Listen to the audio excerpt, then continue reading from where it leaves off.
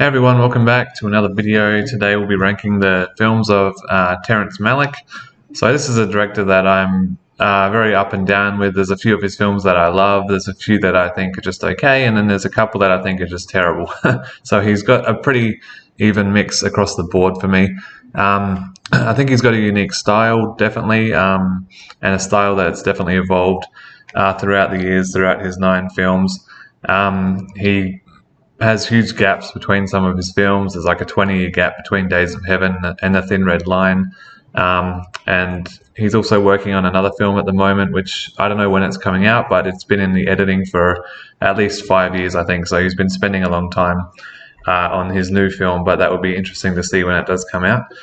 So he kind of started a bit more conventionally with his first couple films like Badlands and Days of Heaven. They were a bit more structured as far as the storytelling kind of aspect goes, and then they started to get a little bit more, I guess, inner monologue-y, and I don't know what you really call it, but his style just kind of seemed to come in a bit more in The Thin Red Line and The New World, and then from The Tree of Life onwards, it's kind of evolved into this strange, bizarre style where you're just kind of watching people live their life, but yeah, it's not for everyone. It's different, that's for sure. But there are some films of his that I think are great, and then there's some that I just think are pretty much complete nonsense. So we'll get into it anyway. These films are listed in order of release. So first up we have Badlands, and I've seen all of these, but I haven't seen any of them recently. So I'm going to have to just kind of probably be a little bit vague with them. But Badlands I did enjoy. I remember it being a solid B-tier film. I liked it. I didn't love it. It's an early 70s movie. It's got Martin Sheen in a very early role, and he was really good, as well as Sissy Spacek in an early role. I enjoyed the kind of vibe that the film had, the scenery. It kind of had a few of his traits even back in this film, with like the internal monologue, which is something he's kind of done throughout all of his films, that he's kept through pretty much all 9 of his films, but it just started in a more conventional kind of way in Badlands. It was a good film. It's about 2 people on the run after killing the girl's father, I think. Again, I haven't seen it in a few years, but I did enjoy it.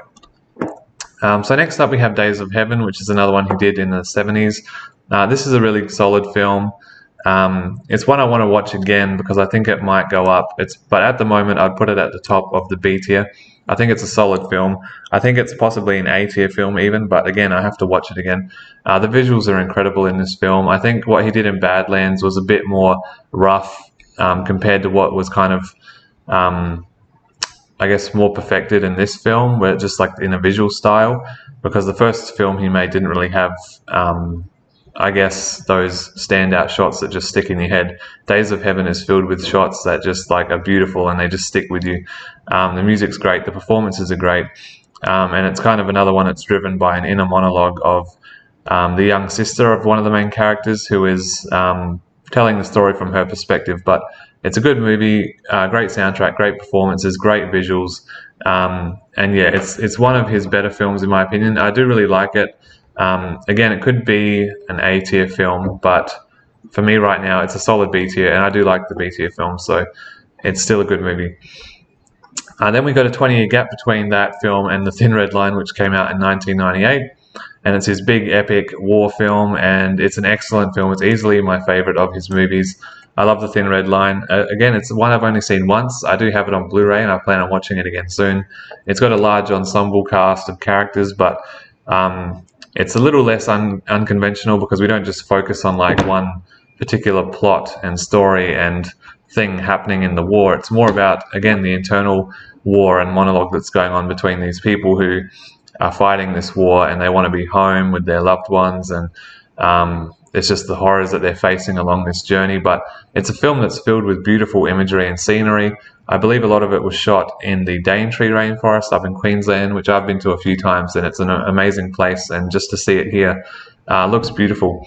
The shots are incredible. I love the water shots underwater. It just has this really beautiful vibe to this place that they're in, and it's just, I guess, contrasted with the fact that it's hell at the same time because they're in the middle of a war. But it is a great film.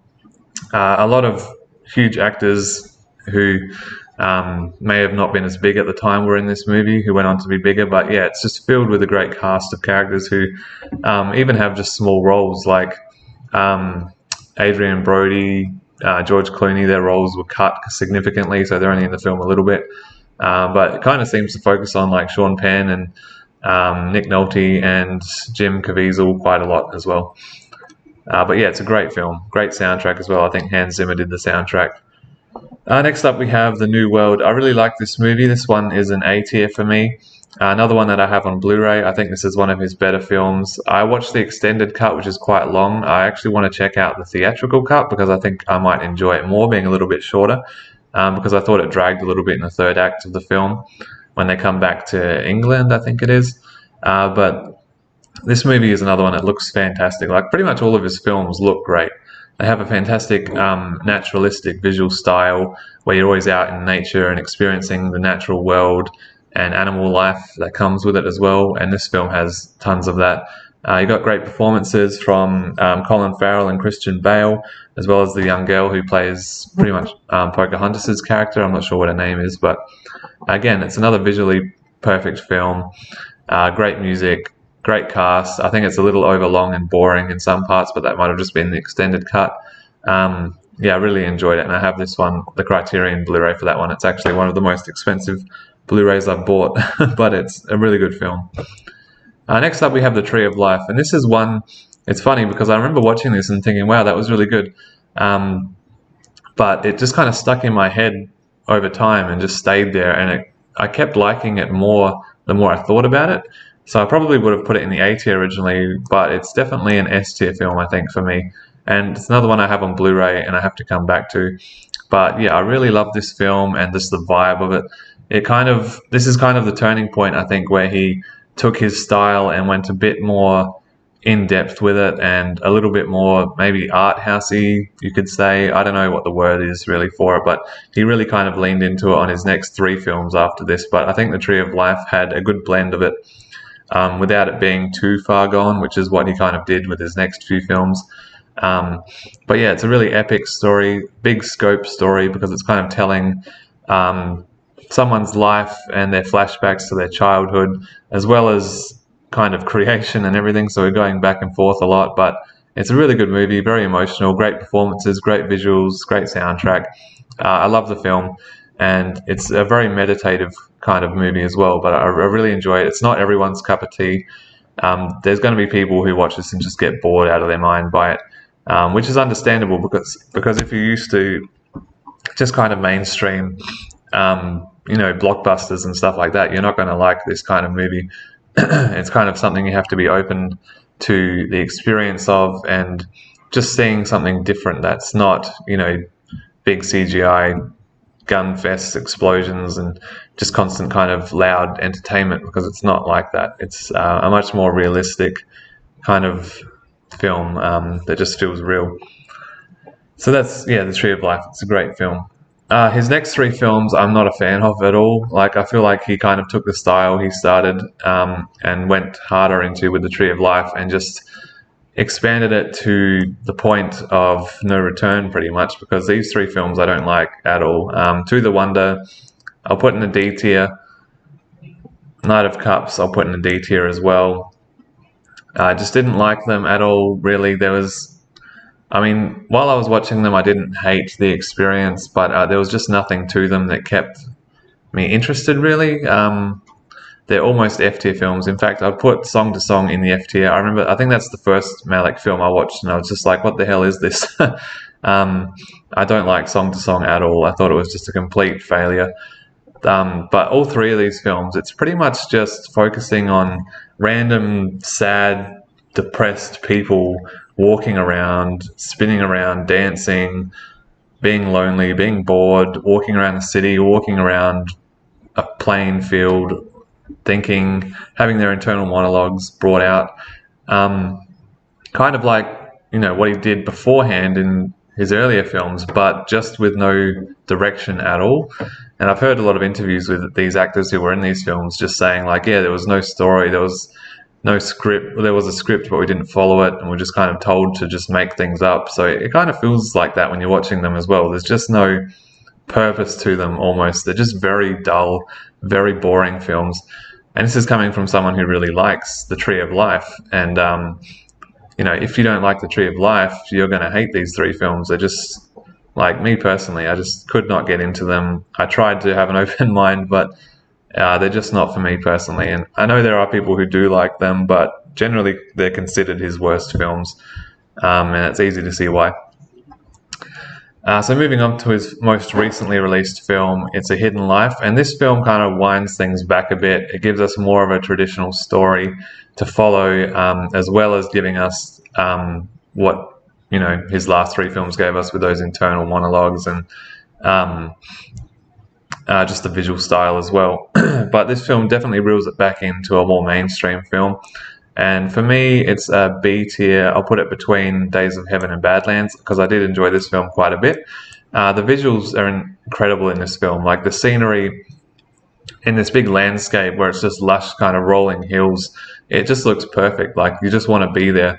And the characters are great. I remember I watched it when it came out, so it's a few years ago now, but I did enjoy the film a lot. I just thought it was over long. It's his longest film. Theatrically, it's almost 3 hours long, and I don't think it needed to be that long. I think in the second half especially, it kind of just started to slow down for me, but not enough to dislike it. I did enjoy the film quite a bit. I think that was probably my main issue with it, was just the length of it. But then again, The Thin Red Line was almost 3 hours long, and I didn't have a problem with the length of that film just because it kind of was keeping me engaged the whole time, whereas I think this film, just kind of fell apart a little bit in that third act maybe. But yeah, it's a solid film nonetheless, and I'm glad to see that he's kind of, after making these three films down the bottom, has come back to making a movie that's at least a little bit coherent and interesting. And hopefully with his new film, which is a big biblical epic based around the life of Jesus, it sounds very intriguing and very interesting, and I really hope that he kind of is able to bring the narrative into it a bit more rather than it just being a bit more wishy-washy like he can get sometimes. So for now though, these are his 9 films. He's also made like a feature-length kind of documentary, I guess you could call it, called Voyage of Time. I haven't watched that yet, but I am planning on seeing it. But as far as his actual films go, there's these 9 films. And yeah, he's an interesting director, guys. He's definitely not for everyone, especially his more recent stuff, as it's gone further and further away from the mainstream. But if you haven't checked out any of his films, I would definitely recommend The Thin Red Line to most people. If you love war films, it's a different kind of war film, but it's still conventional enough, I think, to reach mainstream audiences. And if you're feeling a bit more adventurous, definitely check out The Tree of Life and A New World, and Days of Heaven as well. Like I said, Days of Heaven is really good. It could be an A-tier film, possibly. It's another one I have to re-watch. So thanks for watching this, guys. Let me know down below if you've seen any of these films, which ones you like or don't like. And please subscribe and like the video, and I'll see you soon. Bye.